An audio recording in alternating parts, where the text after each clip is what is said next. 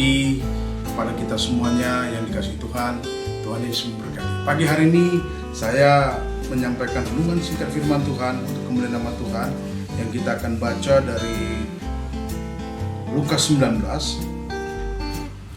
ayat 5 sampai 10 sehubungan dengan gereja Tuhan. Kita tahu bahwa gereja tidak bisa terlepas dari Tuhan. Gereja secara fisik ataupun gereja secara rohani.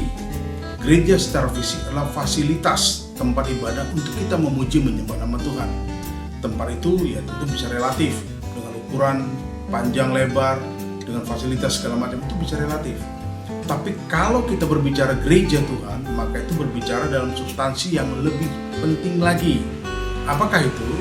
Gereja Tuhan adalah gereja yang betul-betul bertemu dengan Tuhan, bersentuhan dengan Tuhan, sehingga gereja yang inilah, gereja yang seperti inilah, gereja yang menjadi gereja yang bersaksi, gereja yang mengamalkan, menjalankan pesan-pesan Kristus untuk selanjutnya dan untuk selanjutnya.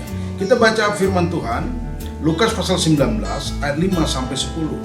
Ketika Yesus sampai ke tempat itu, ia melihat ke atas dan berkata, "Sakius, segeralah turun, sebab hari ini aku harus menumpang di rumahmu."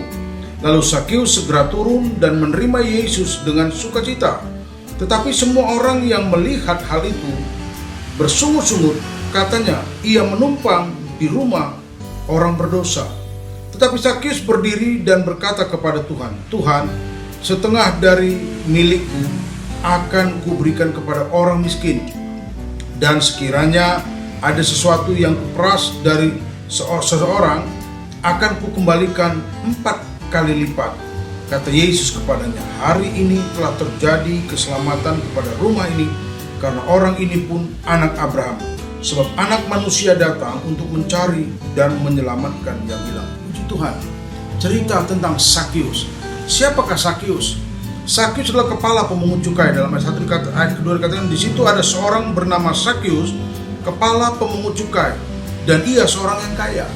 Itulah keberadaan Pak Sakius, seorang kepala pemungut cukai dan dia sangat kaya.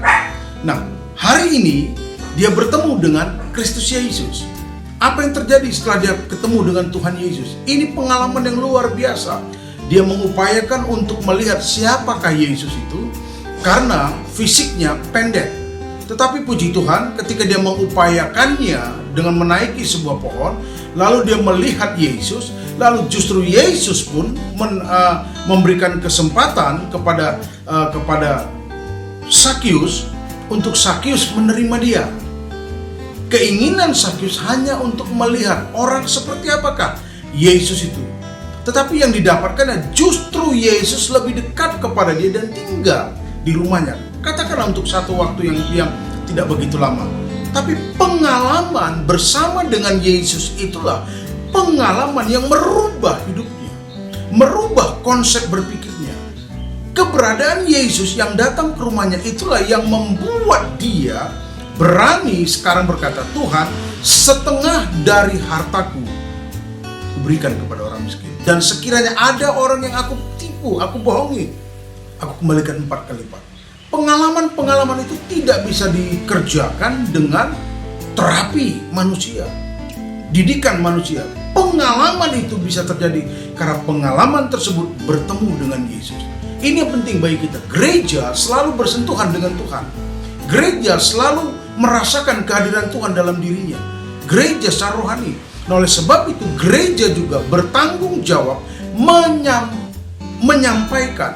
Gereja bertanggung jawab menampilkan kesaksian yang hidup terkait tentang Yesus. Bukan untuk skala pendek, tapi terus dan terus. Selamat pagi, Tuhan Yesus memberkati. Haleluya.